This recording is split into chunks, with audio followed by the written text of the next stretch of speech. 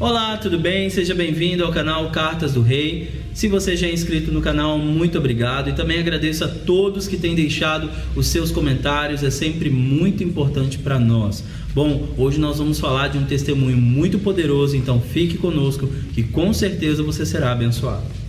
Teus filhos são cartas vivas do Rei, selados pelo Espírito, o Espírito do Deus vivo. Bom, para quem não conhece o Fabrício, ele tem 42 anos, ele é casado com a Verônica há 19 anos, e eles são pais da Vitória, de 14 anos, ele é técnico em mecânica e ele estuda atualmente engenharia de produção na Docton. Ele é membro da Igreja Cristã Maranata e é por isso que ele é o nosso convidado de hoje. Fabrício e Verônica, sejam muito bem-vindos ao canal. Amém, pastor, obrigado, nós agradecemos. Bom, Fabrício, vendo e sabendo um pouco do seu testemunho, sei que você recebeu o Senhor já desde a sua infância, né? Sim. Através da vida da sua mãe. Como foi crescer no meio do Evangelho, recebendo o Evangelho na sua vida? Olha, eu diria que foi a melhor escolha. A minha mãe nos deu o privilégio de conhecermos o Senhor já desde pequeninos, eu e meus dois irmãos, Fábio e Felipe. Eu tinha cerca de 3 anos e foi, na verdade, o período de formação de uma base, de uma estrutura para nos dar condição de vencermos na vida. E a gente pôde viver isso dia após dia na nossa infância, na adolescência, na nossa juventude, nas nossas escolhas, porque apesar de ser algumas décadas atrás, eram escolhas também difíceis. Sim. E que nós precisávamos fazer as melhores escolhas, os melhores caminhos, e isso para nós foi assim essencial, eu diria que vital, estarmos na presença do Senhor, conhecermos a palavra, vivermos isso dentro da nossa casa. A minha mãe sempre estava com a palavra aberta para nós, nos ensinando, nos orientando, e a gente vivendo a palavra no nosso dia a dia. E como a palavra diz, né? Ensina teu filho no caminho onde deve andar, né? E ainda na sua mocidade não se desviará dele. Então essa questão dos seus pais terem ensinado e dado a você, né, primeiramente a sua mãe, ter dado essa instrução e ensinado você no caminho, realmente fez toda a diferença e faz toda a diferença, né? Eu acredito que hoje é muito importante a gente dizer isso às pessoas, porque numa era tão globalizada, com tantas informações, eu vejo quantos pais estão, ao invés de dar a palavra aos filhos, estão dando o celular, né, o tablet. Uma grande verdade, né? Infelizmente. Então essas crianças vão crescer sem esse fundamento tão importante que foi para a sua vida e para a minha também, que nasci num lar cristão. Então quando você tem um embasamento cristão, quando seus pais te ensinam aquele caminho, ainda que por algum momento você se afaste, como foi o meu caso, você volta, porque a palavra ela fica ainda ecoando dentro de você, né? Ela não volta vazia. É interessante também, pastor, é que em todo o tempo, tudo aquilo que às vezes os meus colegas me diziam, né? Poxa, mas você não sente falta disso, você não sente falta daquilo?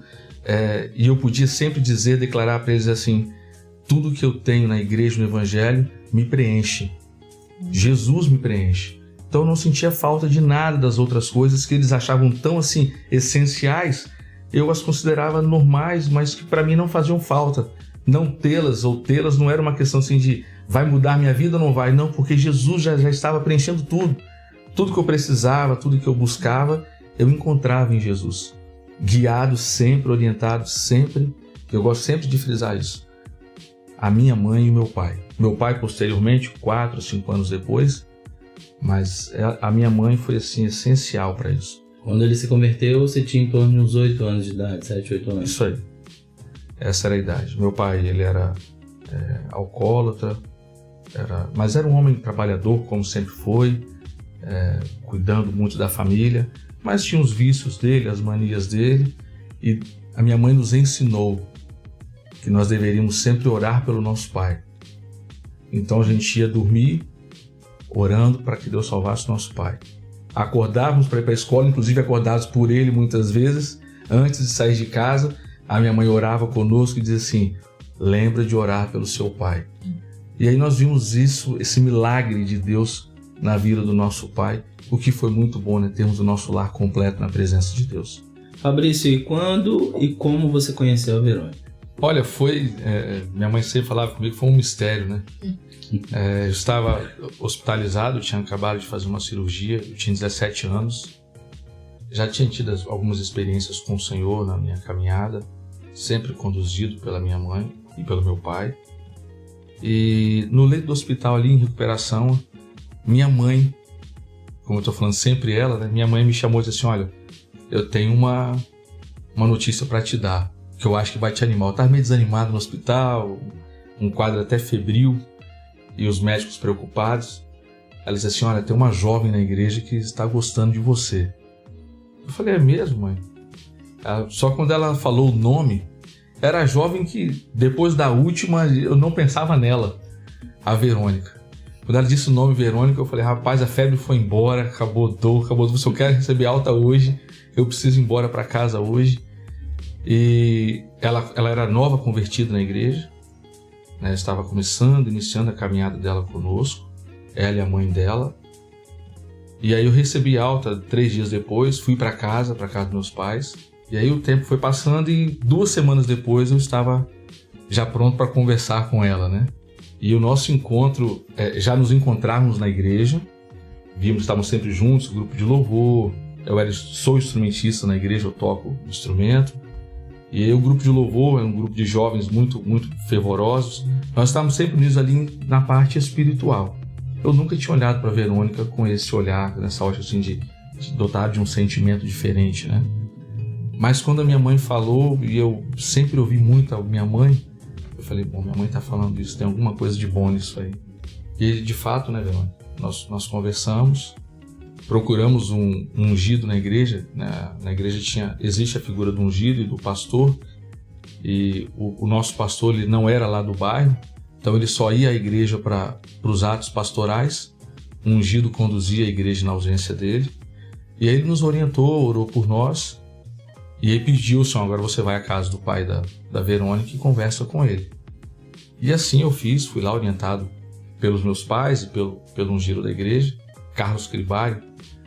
E aí eu conversei com o pai dela e foi algo muito interessante, porque ele também não era cristão. E a resposta que ele me deu foi o seguinte: você é o primeiro rapaz que entra na minha casa para pedir para mim para namorar minha filha. Porque enquanto ela não era cristã, os namoradinhos lá, o namoradinho da escola, ninguém aparecia lá na casa dela. O pai dela conhecia eles quando ia à praia, quando ia a algum outro lugar, e o lugar que ele foi me conhecer foi dentro da casa dele, pedindo a ele para namorar com ela. E aquilo foi para ele um primeiro testemunho, simples, mas foi um primeiro testemunho para ele da seriedade com que nós estávamos querendo conduzir as coisas na nossa vida. E dela por estar recém-convertida, né? Ou seja, a mudança de um cenário anterior para esse, né?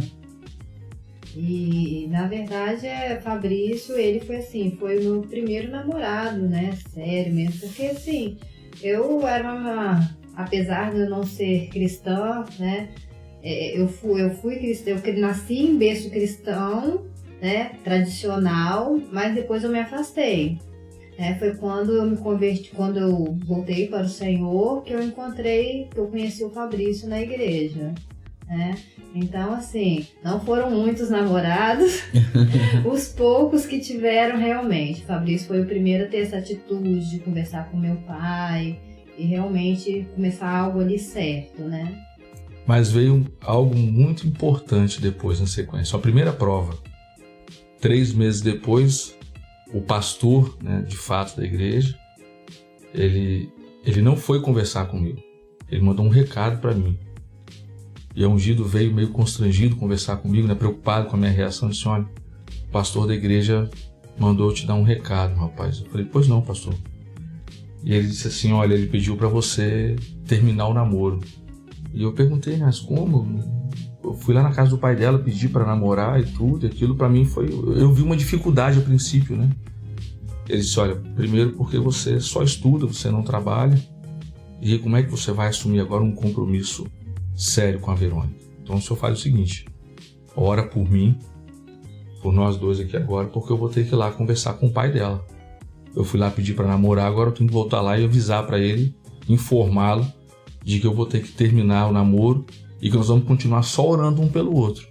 E eu espero que ele entenda que eu vou falar com ele lá, né? E aí eu fui lá na casa dela conversar com ele. E nós fomos novamente surpreendidos, ainda de uma maneira maior do que a primeira. Porque quando eu fui conversar com ele, expliquei para ele a situação, ele disse assim, olha, a partir de hoje a minha casa é sua.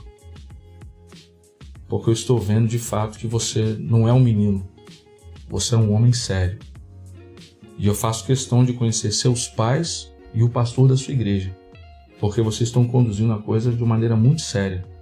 E ele fez uma pergunta para ela, lembra? Tá bom assim para você, minha filha? É isso que você quer? Ela disse, é isso que eu quero, pai. Está ótimo assim para mim. Ele falou, então assim seja. Ainda brincou comigo assim no final. Eu estou gostando desse negócio.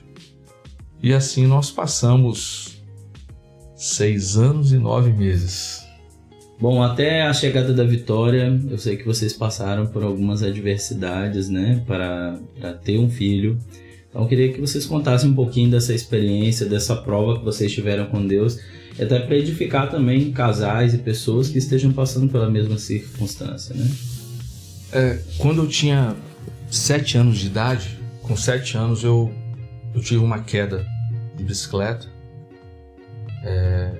e tive um problema sério, mas que os médicos na época disseram aos meus pais que, como eu era muito novinho, que aquilo, como eu estava em formação, eu estava crescendo, o problema que eu tive, ele naturalmente ele ia desaparecer. E aí com 17 anos eu fazia escola técnica federal, eu passei mal na escola, sentindo muitas dores, fui conduzido a um posto médico e me orientaram a procurar um especialista, um urologista. Meus pais me conduziram, me levaram ao médico, e aí veio a primeira cirurgia que eu fiz para tentar reverter um problema que já estava crônico de muito tempo. E aí nesse tempo eu conheci a Verônica, nós começamos como já falamos, começamos a orar um pelo outro. Com 23 anos, né, eu me casei com ela, nós nos casamos. E aí com 24 anos uma nova cirurgia foi necessário ser feita, porque o meu problema, além de já ser sério, ele se agravou. 7 anos depois, praticamente, eu tive que fazer uma nova cirurgia e o médico veio para nós e disse, olha, infelizmente no momento você não pode ter filhos. Nós saímos dali, esse médico já sabia que nós éramos evangélicos, ele me conhecia, o mesmo médico que me operou quando eu tinha 17 anos, era o mesmo médico. Saímos dali, fomos para casa, né? Eu chorei muito porque todo o meu objetivo quando eu falava de casar era constituir uma família. E casal não é uma família ainda, é um casal. A família vem com os filhos. E eu era assim, falava, meu Deus do céu, será que eu vou ser um eterno casal? Eu não posso. Deus há de nos dar uma bênção. E aí passamos algumas provas no meio do caminho que a gente achava assim, engravidou. E era um aviso falso, alarme falso. E ela sempre preocupada mais comigo do que com ela. Ela dizia assim, eu fico muito preocupado com você porque você acaba absorvendo muito essas coisas, você sofre demais. Aos 27 anos, uma nova cirurgia, para quando eu volto ao médico 6 meses depois, faço alguns exames, e ele bateu o martelo e dizia assim, olha, infelizmente você é estéril. Não há hoje a menor chance, a menor possibilidade de você ser pai e ela ser mãe com você. Mas eu tenho uma opção para vocês podem adotar uma criança. Minha esposa é médica no Hospital em Vila Velha e a gente consegue, vocês adotam uma criança, facilitar o processo para vocês. Mas pastor, eu vou confessar uma coisa para o senhor, naquele dia em específico, a minha mente, a minha cabeça não me permitia a entrada de uma criança vinda de uma rejeição. Eu não saberia nem como conduzi-la. Eu estava perdido nas minhas emoções, meus sentimentos. Agradeci a ele e falei que agora ia esperar um milagre de Deus. E fui embora para casa. Os dias se passaram, alguns meses, e aí veio o período do meu aniversário, E aí é onde eu queria até frisar aqui. Deus quer usar você que é jovem. Você pode e deve ser um instrumento nas mãos de Deus. No dia que eu pedi a oração na igreja pelo meu aniversário, um grupo de irmãos, a igreja praticamente toda ficou e foram orar por mim. Um jovem, muito ousado na época, ele disse assim: pastor, Deus me deu uma revelação. O pastor não queria nem muito ouvir o jovem, porque ele era...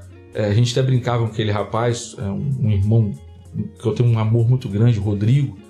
A gente falava até que ele era parente de Pedro. Ele era meio afoito, meio precipitado nas ações dele. Ele disse: não, pastor, eu tenho que falar aquilo que Deus mandou dizer para o Fabrício, eu vou falar. E o pastor disse assim: tudo bem, você entende que para você falar agora, entenda, eu tenho que falar agora para ele. E ele veio e disse assim: olha, Deus me revelou que quando ele ficou de joelhos, ele fez um pedido no silêncio do coração dele aí. Só ele e Deus. Eu comecei a chorar, porque de fato eu havia feito um único pedido: Senhor, dá-me um filho. Se um menino, uma menina, mas me dá o direito de ser pai de um filho. Ele disse assim: olha, e Deus falou que em 70 dias o presente vai chegar e vai mudar a história, a vida dele e de Verônica para todo sempre. Vai mudar inclusive a vida da família dos pais dele. Vai mudar a vida da igreja, esse presente. Porque vai edificar toda a igreja. Eu saí da igreja naquele dia, pastor, com meu coração assim, transbordando de alegria e de uma certeza de fé. Eu vou ser pai. E aí, para nossa grata surpresa e felicidade, 70 dias depois, eu falei bem assim: olha, eu chamei ela e disse assim: hoje você vai amanhecer amanhã grávida, gestante. Ela preocupada: para com isso, não faz assim não, descansa e tal. Nós já nos frustramos algumas vezes, não, dessa vez não tem frustração. E interessante que exercício de fé. Eu ouvi uma palavra de Deus pela boca de um jovem na igreja. Eu cheguei em casa, eu peguei um calendário, preguei atrás da porta da cozinha e todos os dias que eu me acordava ela marcava um X. Até dar os 70 dias. Eu falei: Deus é Deus fiel. E Ele vai cumprir aquilo que Ele prometeu. Não porque eu mereça, mas porque Deus é misericórdia, Deus é amor, é bondade. E Ele vai atender o meu pedido. E aí com 15 dias eu acordei e disse assim: vamos fazer um exame de sangue. Foi uma guerra dentro de casa de manhã cedo. Não, pelo amor de Deus, não vou, vai, não vai, vou, não vou, vai. Vamos lá. Saímos, fomos pro laboratório. Ela fez o exame de sangue e eu fui trabalhar. Levei ela para casa e fui trabalhar. Quando deu 17 horas, eu não pensava em outra coisa a não ser no laboratório buscar o resultado do exame. Cheguei lá, o camarada queria fechar o laboratório já, estava dando horário. Eu falei assim: amigo, você não está entendendo, rapaz. Eu preciso levar esse resultado para casa hoje, não é amanhã não, tem que ser hoje. Você fica até mais tarde, você me entrega esse resultado hoje. Não pode ser amanhã. E o rapaz era morador do bairro, todo mundo se conhecia. Ele me entregou o resultado, era quase 20 horas.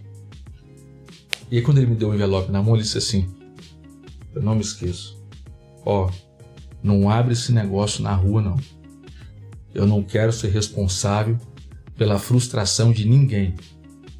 Quando ele me deu aquilo e falou isso, eu falei: ah, meu Deus. Por um instante a minha mente me levou a um estado de: ela não está grávida. E eu estava de bicicleta, pastor. Eu quase me acabei de rua fora com a bicicleta, pedalando com a bicicleta com o envelope na mão. Só que antes de chegar uns 100 metros, antes de entrar na minha casa, na rua da minha casa, eu não me contive, eu saltei da bicicleta, larguei a bicicleta para lá, abri aquele envelope, sentei no meio-fio, na beira da rua, abri assim: teste positivo para gravidez. Gravidez estimada de 15 dias. E aí eram as 2 semanas após o 70º dia que Deus havia falado conosco, que nos daria o presente. Eu fiquei tão eufórico que eu não conseguia discernir o que eu estava lendo. Eu cheguei em casa, entrei gritando, de quintal fora, dando glória a Deus e chamando meus pais. Foi um dia muito especial. Ligamos até para uns médicos amigos nossos. Eu li o texto: você dúvida de que aí, rapaz? Você vai ser pai. Você tá... Não tenho ter dúvidas, não. Você será pai.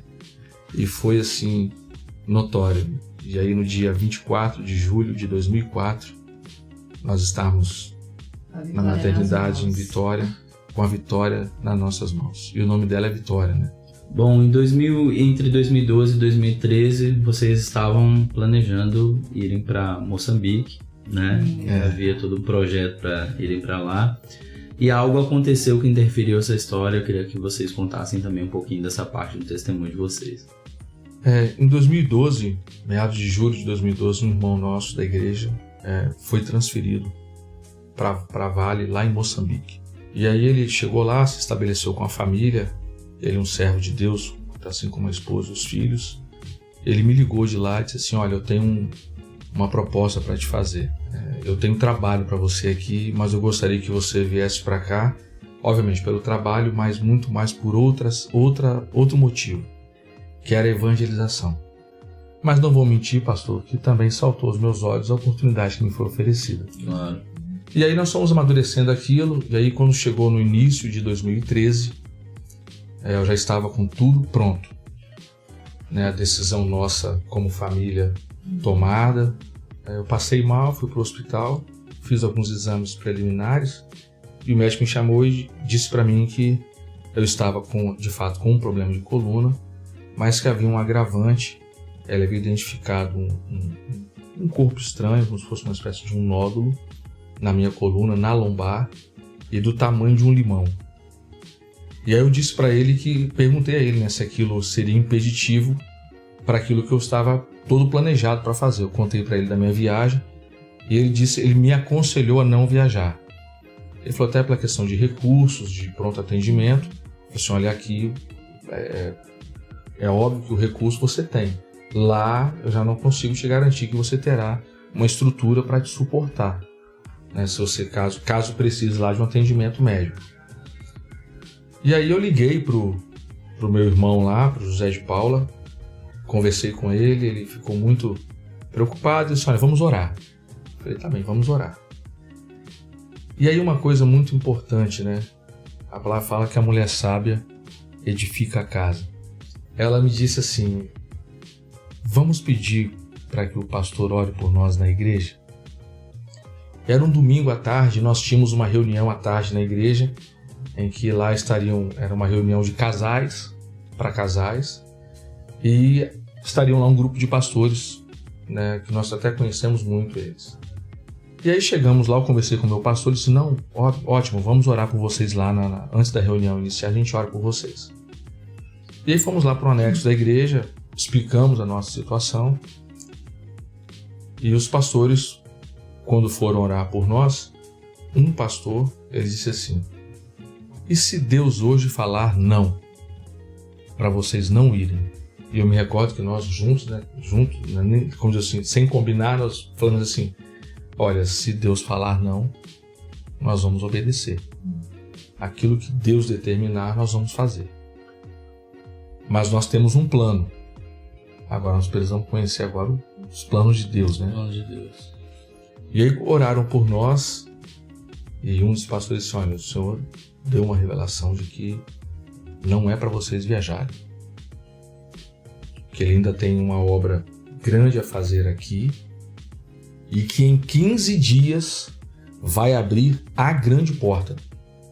Não é uma grande porta, não. Ele até frisou isso, é a grande porta.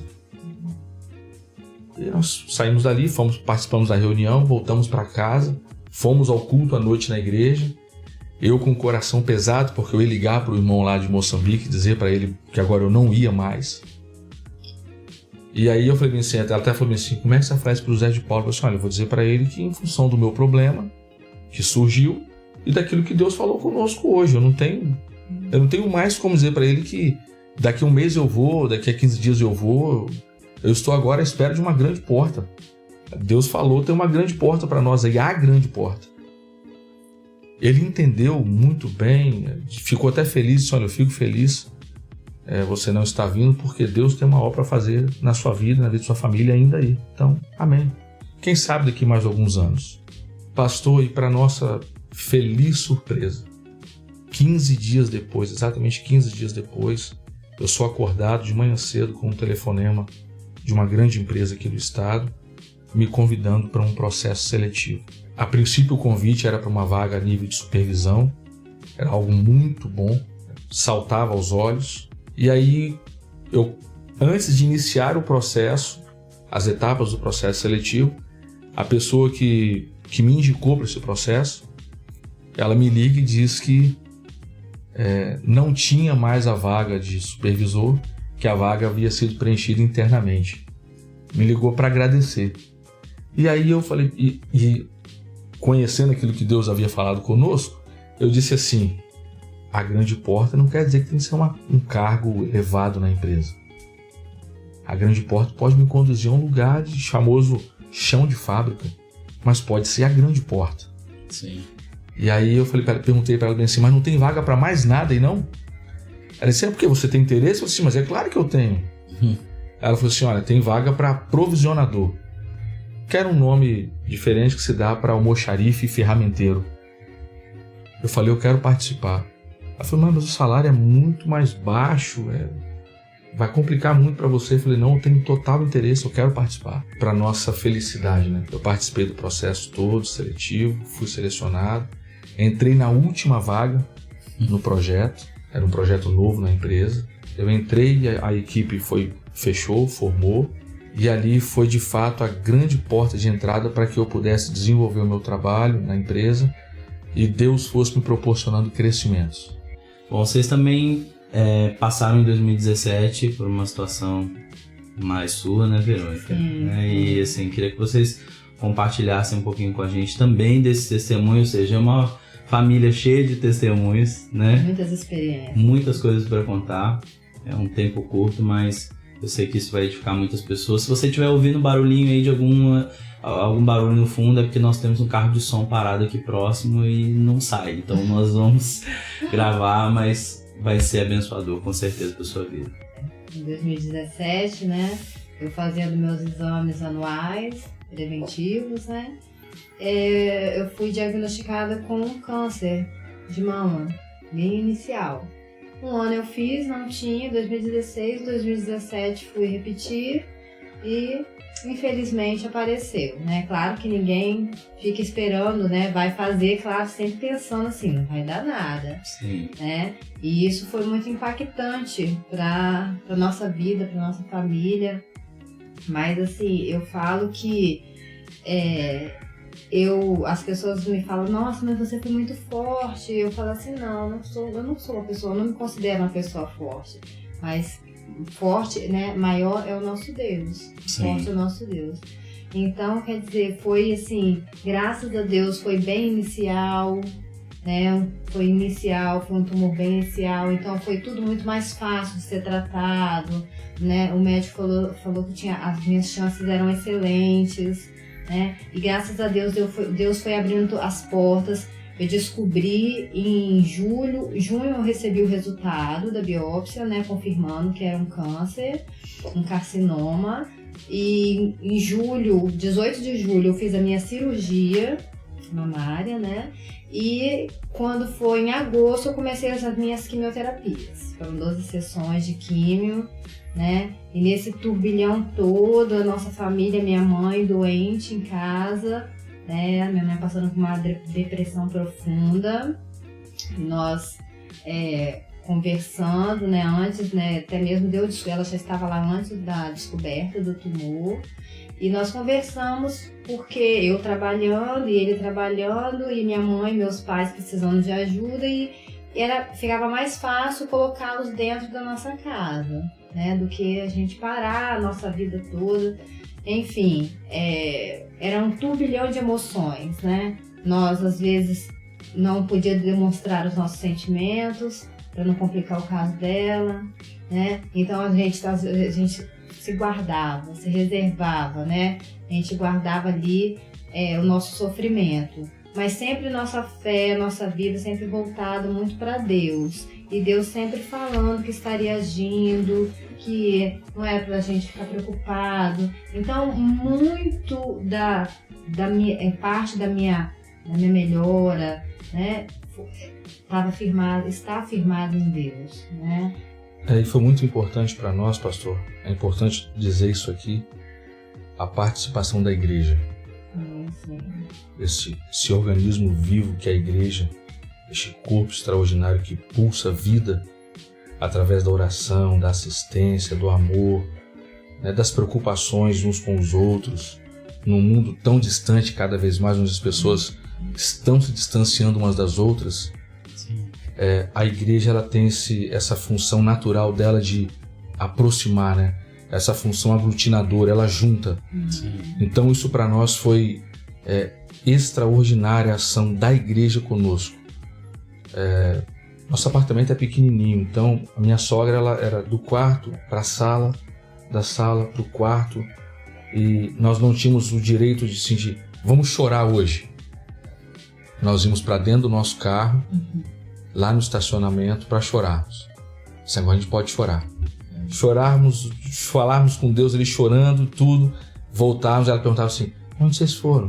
Não, nós fomos ali, vim comprar um negócio, dar uma volta ali, estamos de volta.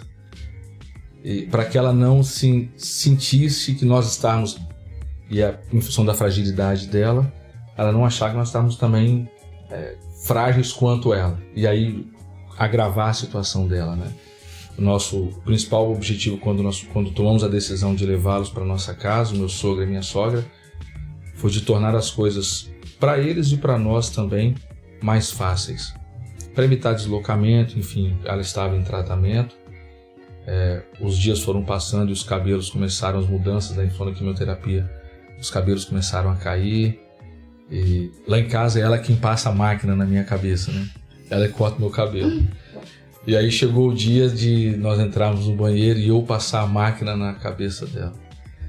E foi assim, foi falando com Deus e Senhor, eu nunca imaginei que um dia eu fosse passar a máquina de cortar cabelo na cabeça da minha esposa, por nenhum motivo, muito menos pelo que ela está passando, pelo que nós estamos passando, né?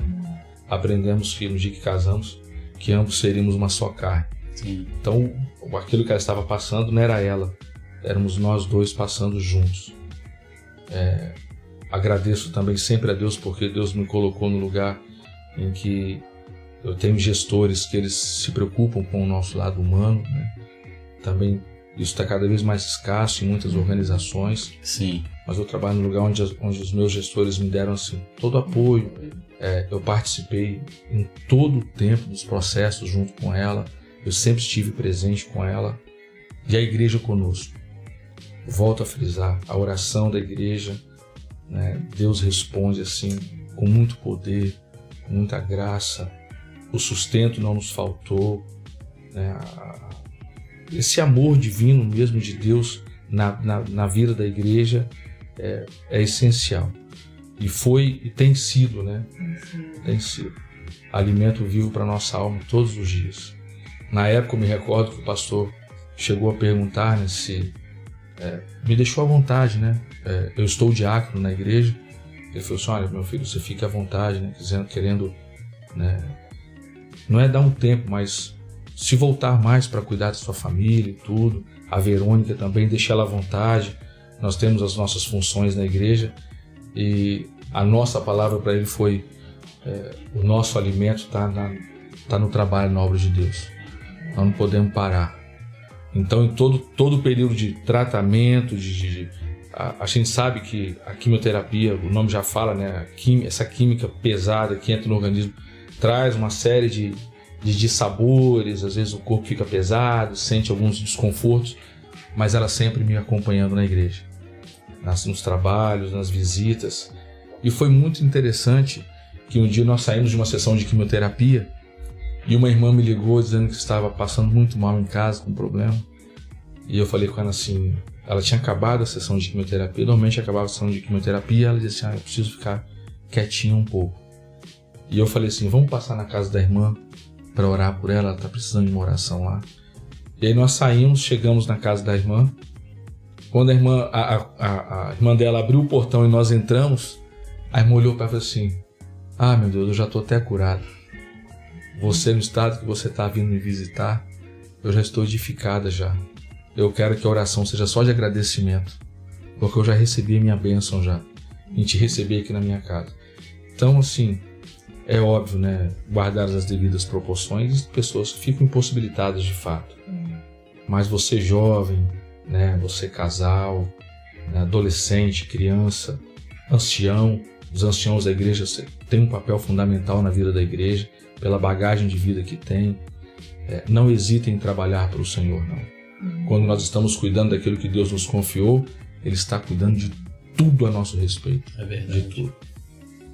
Bom, de todas essas experiências que vocês contaram aqui para nós, de tudo isso, o que vocês tiraram de ensinamento do Senhor? Eu sei que são muitas coisas, né? Mas uma lição direcionada, o que Deus falou ao coração de vocês com tudo isso que vocês passaram? Pastor, a primeira coisa é família. Essa estrutura, esse alicerce divino que Deus instituiu, ele precisa ser muito bem trabalhado por nós cristãos. É óbvio, a família é base de toda e qualquer sociedade. Mas nós, dentro daquilo que é a igreja, a família ela tem um papel muito importante. Eu falo hoje com muito orgulho, é um pouco de saudade. Eu perdi a minha mãe fazem 3 meses, dia 19 de maio minha mãe faleceu. Sentimos até hoje a ausência dela. Somos consolados e confortados pelo Espírito Santo de Deus. Tudo aquilo que nós vivemos ao longo de nossa vida, existe uma estrutura muito bem robusta, muito bem construída, pautada na palavra de Deus. Quando, nos momentos de maior adversidade, quando nós olharmos assim, o que faremos agora? Nós olharmos para trás e assim, olha, existe uma estrutura, existe uma palavra que é divina, existe uma certeza, Deus está conosco. Então, se você está passando por algum problema, por dificuldades, por batalhas, por provas, sabe de uma coisa, você não está sozinho. Bom, o papo está muito bom, nós estamos sendo mutuamente abençoados aqui, edificados, mas nós estamos chegando ao final dessa entrevista. Eu queria que vocês deixassem uma conclusão final, uma mensagem para as pessoas que estão nos vendo agora. Olha, vida com Deus é algo para ser vivido de fato. Não dá para se falar de vida com Deus meia vida. De noite eu tenho vida com Deus, de dia eu não tenho vida com Deus. Esse relacionamento ele é 24 horas. E eu desejo de coração que você que está nos assistindo, que você possa viver a sua vida com Deus intensamente. Assim como aquele jovem que quando começa a namorar, quer telefonar, quer falar, quer estar ao lado a todo instante da sua namorada.